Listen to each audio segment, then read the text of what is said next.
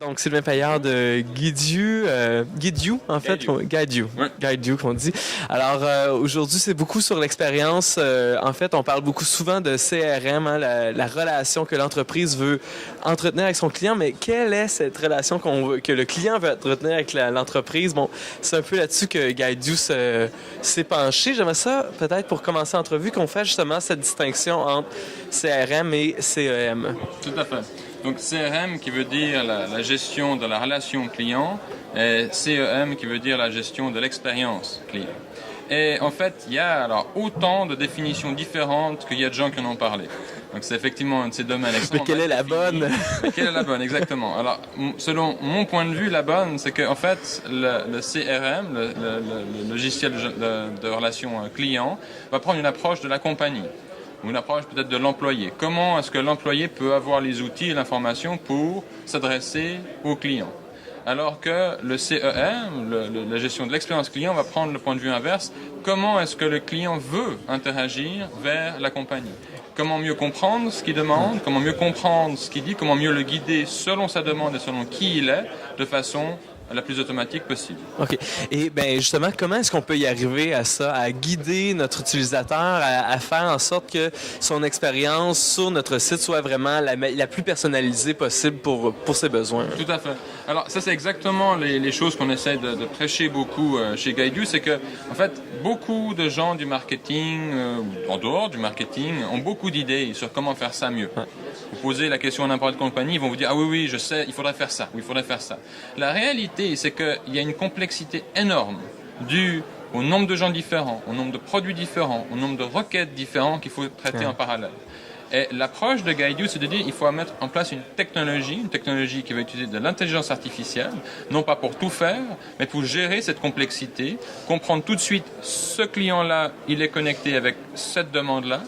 Cette demande-là, on en fait cette analyse-ci, et on apporte ces produits-là, étant donné les intérêts de l'utilisateur. Vraiment arriver à faire cet aspect-là en dehors du contrôle des programmeurs d'un site web, typiquement. Alors, justement, concrètement, comment est-ce que cette intelligence-là artificielle peut interagir avec notre utilisateur? Comment est-ce que, sur quel point est-ce qu'elle peut vraiment aider l'utilisateur à avoir une meilleure expérience?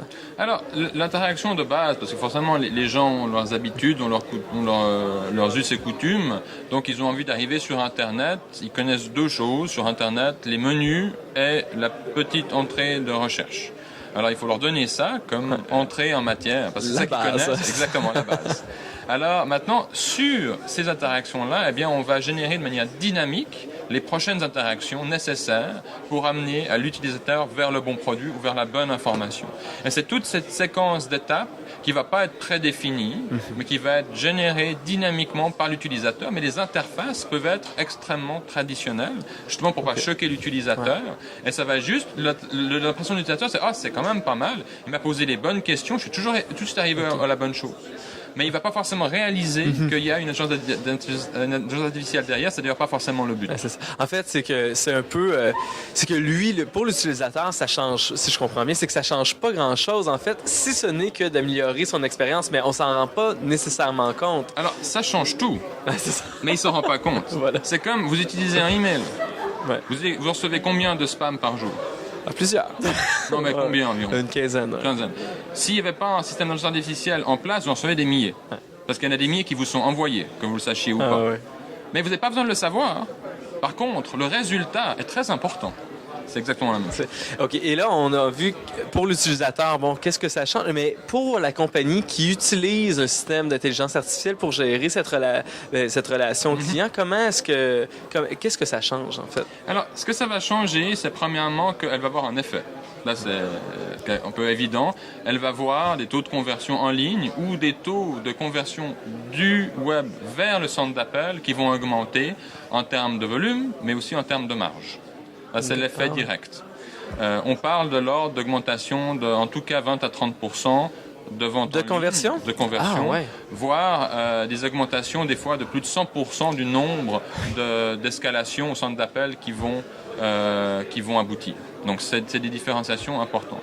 Mais c'est pas la seule chose qu'ils vont bénéficier. Ils vont aussi bénéficier d'une analyse de pourquoi les recherches, les expériences, les réponses aux questions vont aboutir à des erreurs. Est-ce que c'est parce que le produit n'était pas là? Est-ce que c'est parce que la requête était mal comprise? Ou est-ce que c'est parce que l'information fournie par la compagnie n'est pas suffisante ou satisfaisante? OK.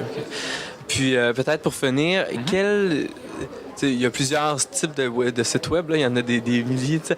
Quel type de sites web ont particulièrement avantage à aller chercher ce genre de système-là? À qui ça s'adresse tout particulièrement? Le commerce en détail en ligne, c'était une évidence, mais les compagnies pour lesquelles l'investissement justement sur la station client est important sont toutes en considération. Les banques, les assurances, le gouvernement.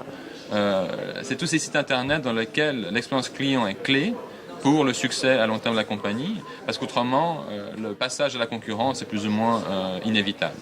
Donc on va passer justement du site internet du quartier qui va vendre ses services à la clientèle dans Montréal jusqu'à la grande banque qui va centraliser son expérience client sur son site internet.